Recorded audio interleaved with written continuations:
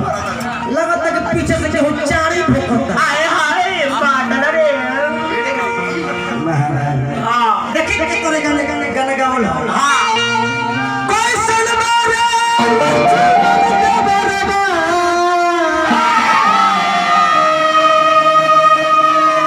अरे कोई सन प्रभु जी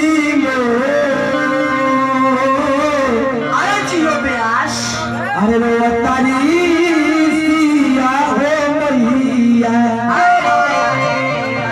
गिरता नयना से लो अरे रो तारी सिया हो मैया लदार के एरिया में आके लोग वही कैसे गीत गावे। हां कैसन बारे रह ई चिन्हा गइल सिमरोले में। हां कि हम कतना तक बानी बानी लौंडगिरी देखावे लगल। हां महाराज आए महाराज करे में से बनेला करे में से बिगड़ेला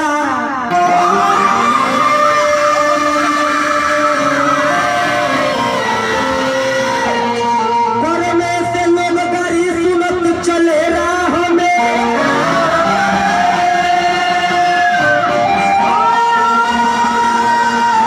करे में से इज्जत समाज में मिलेला।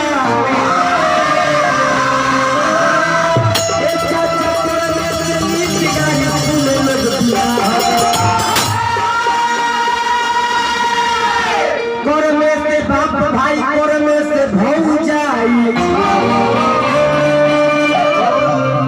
कर में खातिर फंस जाई बाबूरिया बाबा हमें ए चाचा कर में के कीर्ति के झंडा लहराला कर में के कीर्ति से सके मला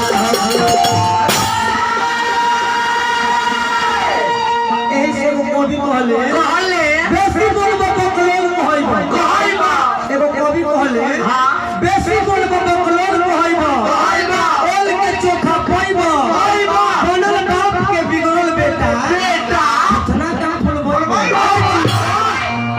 बेसी बोले वाला खातिर हां महाराज क्या करते ए बाबूया हां तनी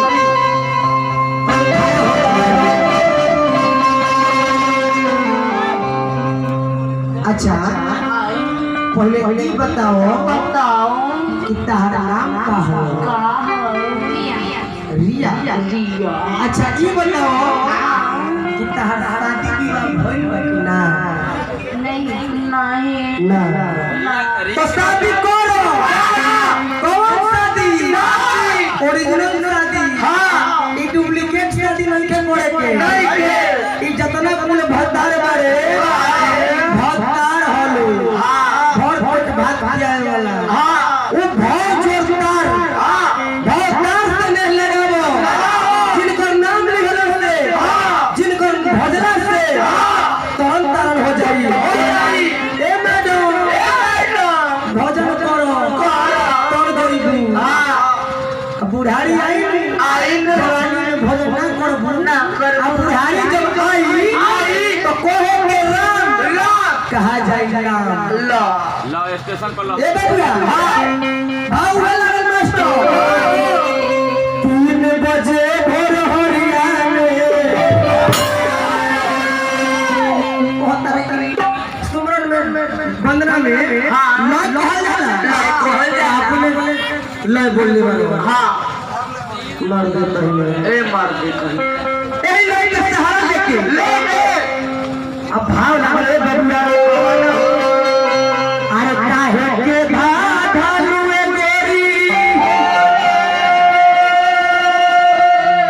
ए गुड्डू प्यारी तनी ध्यान दो तारा एक सुन भइल बा तेने सोटो हां मिलाज करा तारा एक सुन भइल बा हम जानत जानी तारा शुरुए से सुखल बोले के ना हो ना हां बबुआ हो अरे काहे के भालुए गोरी अरे होय नहीं घर के नगरिया में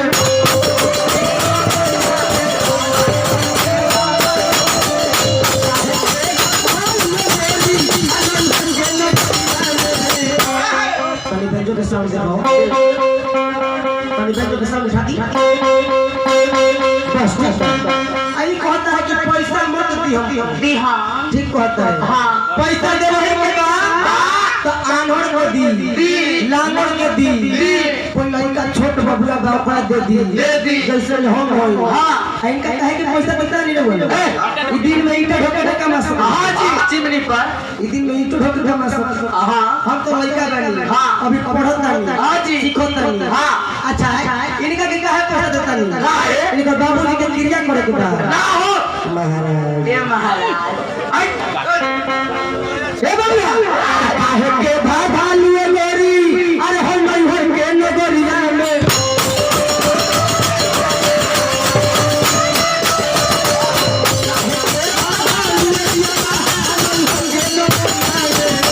सही रह जाओ हर एक दिन में बहुत कुछ चाहिए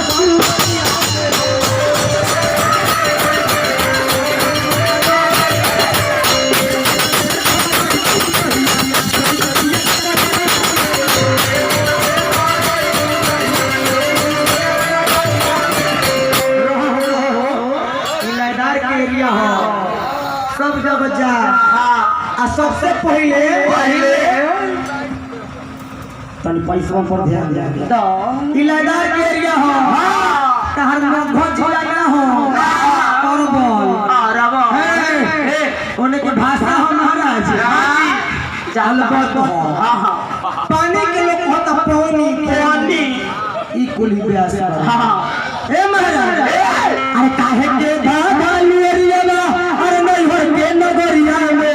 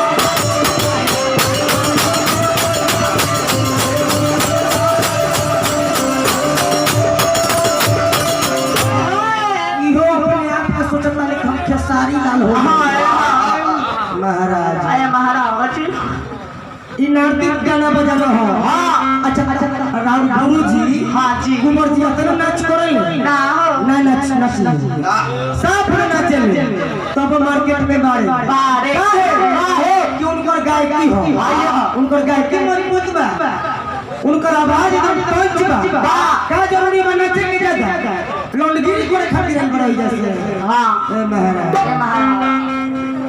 ए बबुआ अरे बहु रे याद तो सुधा रोए पारी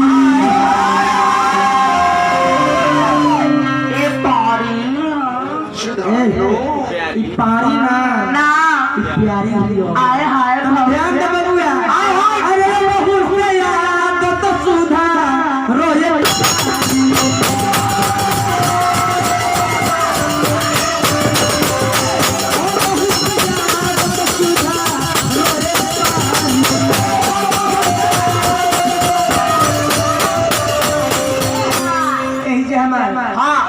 कहाँ पर हम रहे हो दौलतपुर में। हाँ जी। दौलतपुर में हमें हाँ। अजीत भैया से। हाँ। अजीत हलचल। हाँ जी। अब तू गुड्डू हलचल नाम रख ले तो अजीत हलचल थोड़ा ही हो जाएगा। हाँ जी। अपने मुंह से खाली बड़ाई करबो हो। हाँ अभी कहिए कि हमरा से उनका से पहले हमारा नाम था। हाँ हाँ तने उठ के यही कहियो। हाँ। कि अजीत हलचल से पहले हमारा नाम था। हाँ सबसे पहले हम मार्केट में आए थे। अजीत भैया के पास गायकी है। हाँ। वो मेरा प्रोग्राम देते हैं। हाँ प्रोग्राम देते हैं। हाँ जी। गाओ तुम्हारे पास गायकी है। हाँ। उतना क्वालिटी है। हाँ। तुम आगे बढ़ो। हाँ। तारा दस घमंडी व्यस्त हो। नहीं। ए बाबूया